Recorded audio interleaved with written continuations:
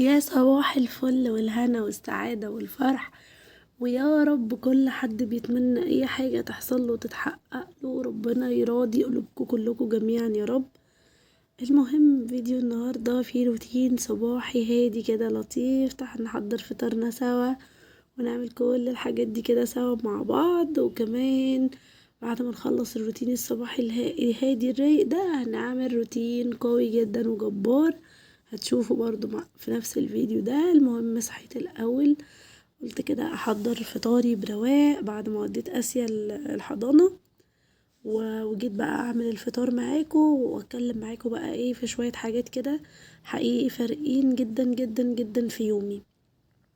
هما ايه؟ اول حاجة فيهم الصحيان بدري. اكتشفت يا بنات والله العظيم ان الصحيان بدري ده حقيقي حقيقي كنز كده، كنز ازاي؟ الاول عشان بس ما اضحكش عليكم، انا كنت الاول ما بصحاش بدري ولا حاجة، كنت عادي بنام بصحى الساعة 12 واحدة وانام 3 4 مش عارف ايه الاجواء اللي هي كلنا عارفينها دي.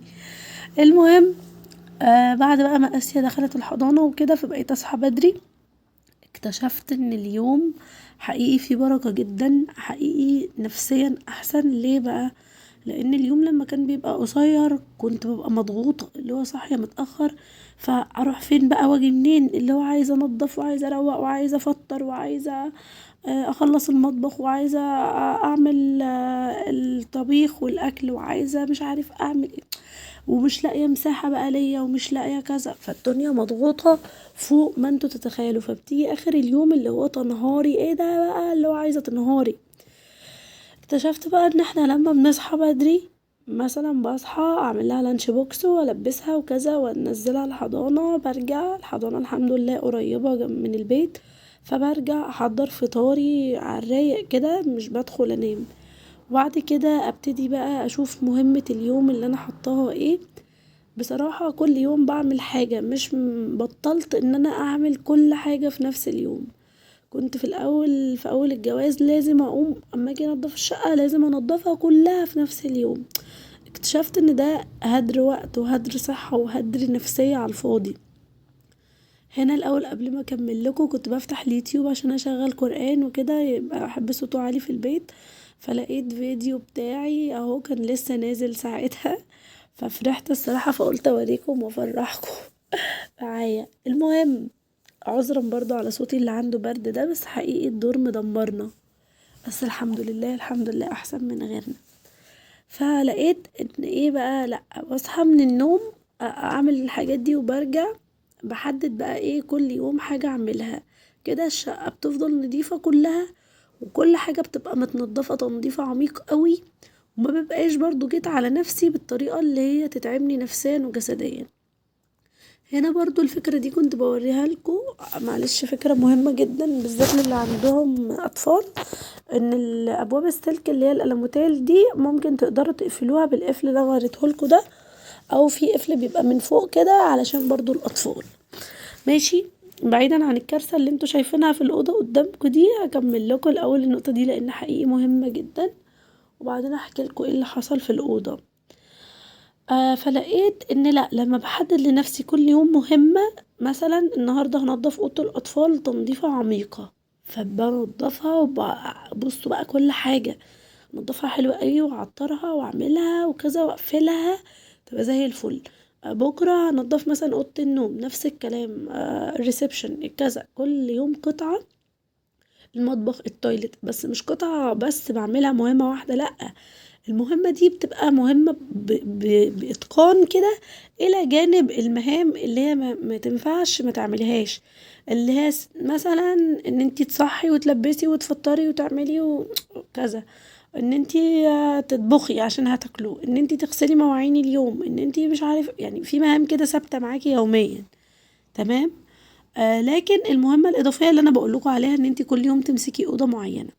فلقيت ان الصحيان بدري حقيقي فارق جدا في نفسيتي، بلحق انجز، بلحق انضف، بلحق اطبخ، ببقى قاعدة مرتاحة في مسافات وقت راحة بين كل حاجة والتانية.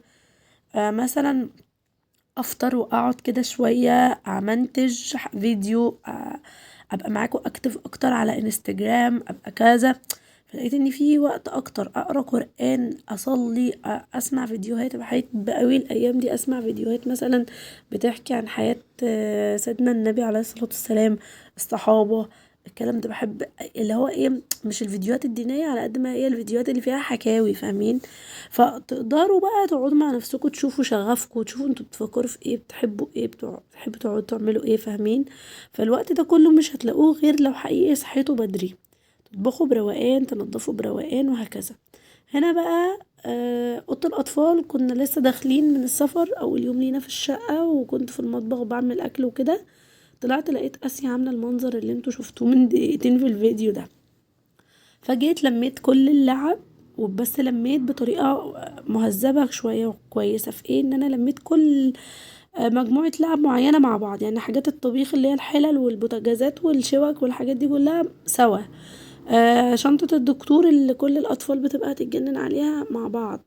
الحاجات بقى العرايس والحاجات الكبيرة وكده عينتها لها في البيت بتاعها مع بعض، وهكذا. بحيث ان لما بيبقى اللعب كلها قدامهم مش بيستمتعوا بيها وبيزهقوا، مش بيبقوا حابينها ويجوا يقولولك عايزين لعب وبتاع. لكن لما تبقي مرتباهم كده، كل حاجة بعيد وكل الحاجات مع بعض، هتقدري ان انتي ايه يستمتعوا بيهم اكتر. كل شويه تطلعي لهم حاجه معينه. المهم اللي كنت بلمع الوقت الازاز بالجلانس عادي، وبلمع الشاشه. ما تلمعوش بالجلانس مباشر، لا، تحطوا على الفوطه اللي في ايديكوا، وبعد كده تبقوا يعني تحطوا الجلانس على الفوطه وبعد كده تمسحوا الشاشه. لكن ما ترشوش الجلانس على الفوطه، على الجلانس على الشاشه على طول، علشان لا قدر الله ده ممكن يخليها تتحرق. تمام.